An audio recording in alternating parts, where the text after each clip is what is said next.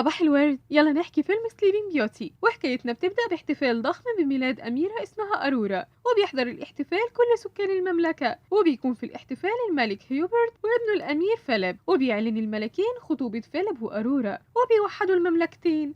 وبيقدم فيليب للأميرة أرورا هدية، وبيكون في الحفلة كمان الجنيات التلاتة وبيكونوا طيبين وبيتمنوا للناس كل الخير، وبيقدموا للأميرة هداياهم. وأول واحدة بتهديها الجمال، والجنية التانية بتهديها الصوت الحلو. وقبل ما تهديها الجنية التالتة هديتها، بتوصل الجنية الشريرة ماليفيسنت، وبتكون متضايقة وبتلوم على الملك إنه ما عزمهاش على الاحتفال، وبتعلن إنها هتهدي للأميرة هدية. وبتقول للحضور إن الأميرة هتكبر في سلام، لكن في عيد ميلادها الستاشر هتشك إيديها بإبرة مغزل وهتموت.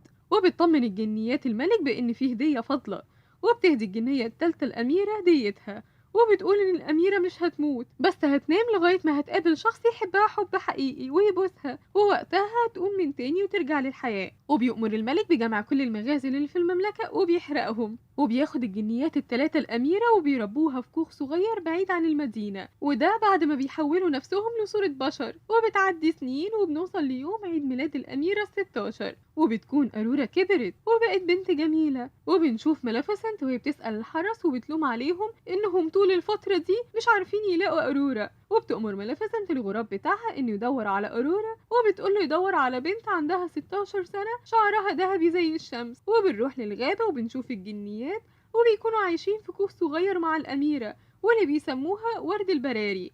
وبتكون الأميرة كبرت وبقت بنت جميلة، وبيكون الجنيات بيحضروا للأميرة هدية عيد ميلادها. وبيكون الجنيات مش مصدقين إن كل السنين دي عدت بسرعة. وبتروح أرورا على الغابة وبتغني وبيكون صوتها جميل جدا، وبتطير العصافير حواليها وبيتجمع حواليها الحيوانات والطيور وهي بتغني. وبيكون الأمير فيليب كمان في الغابة وبيسمع صوتها، وبيروح يدور على صاحبة الصوت الجميل بس بيقع من على الحصان في البحيرة. وبتحكي أرورا للحيوانات عن الحلم اللي بيتكرر، واللي بيكون إنها بتقابل أمير وسيم وطويل، وبيفضلوا طول الحلم يتكلموا مع بعض. وبيكون الأمير قلع هدومه وعلقهم على الشجرة علشان تنشف، وبتاخد الحيوانات هدومه وبيلبسوهم وبيروحوا بيها للأميرة. وبيمشي الأمير وراهم وبيشوف الأميرة وهي بتتكلم مع الحيوانات وأصحابها، وبيفضل الأمير يغني ويرقص مع أرورا. وبتستغربوا الأميرة جدا وبتحاول تمشي، لكن الأمير بيقول لها إنه حاسس إنه يعرفها قبل كده. وبيسألها الأمير عن اسمها بس بترتبك أرورا وبتروح بسرعة للكوخ، وبيكون مراقبها غراب ماليفيسنت. وبتدخل الكوخ وبتشوف الفستان والتورتة وبتفرح جدا.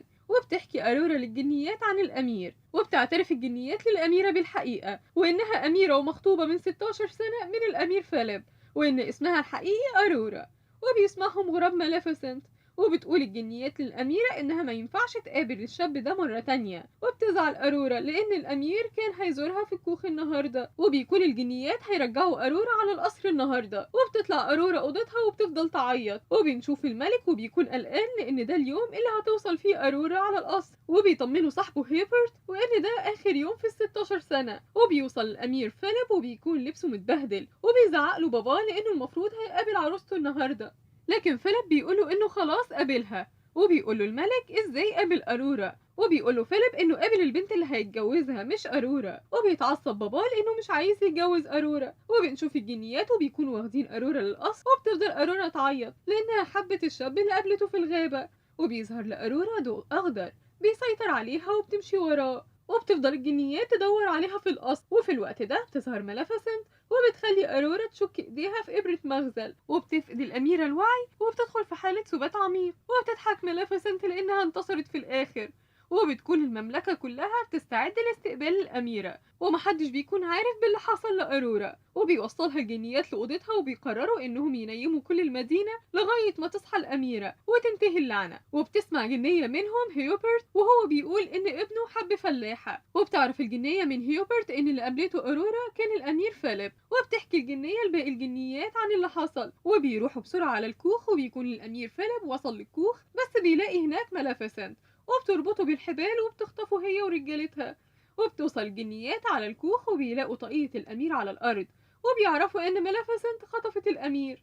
وبتقرر الجنيات إنهم يروحوا لبيت ماليفيسنت في الجبال المحرمة وينقذوا الأمير. ولما بيوصلوا على هناك بيسمعوا ماليفيسنت وهي بتقول إنها هتروح للأمير في الزنزانة، وبيمشوا وراها وبيسمعوها وهي بتقول لفيليب إن اللي قابلها في الغابة كانت الأميرة أرورا، وإنه طول ما هو مسجون في الزنزانة مش هيقدر ينقذ الأميرة. وبيروحوا الجنيات للأمير وبيفكوا قيوده وبيدوله درع وسيف علشان يقدر يحارب ويوصل للأميرة، وبيهاجموا الغراب وحراس ماليفيسنت، لكن بتقدر الجنيات إنها تتصدى ليهم، وبتحول ماليفيسنت قصر الملك لشوك، لكن بيقدر الأمير إنه يتخطاه بسيفه. وبتقرر ماليفيسنت إنها تحارب الأمير بنفسها وبتتحول لوحش عملاق، لكن بيقدر في الآخر الأمير إنه يتغلب عليها. وبيوصل الأمير في الآخر لأوضة أرورا وبيبوسها، وبتصحى أرورا من سباتها العميق وبتفرح الجنيات جدا، وبتصحى المملكة كلها من النوم بعد ما كانت سحرهم الجنيات، وبتحضن الأميرة باباها ومامتها، وبترقص مع الأمير فيليب في احتفال بتحضره المملكة كلها.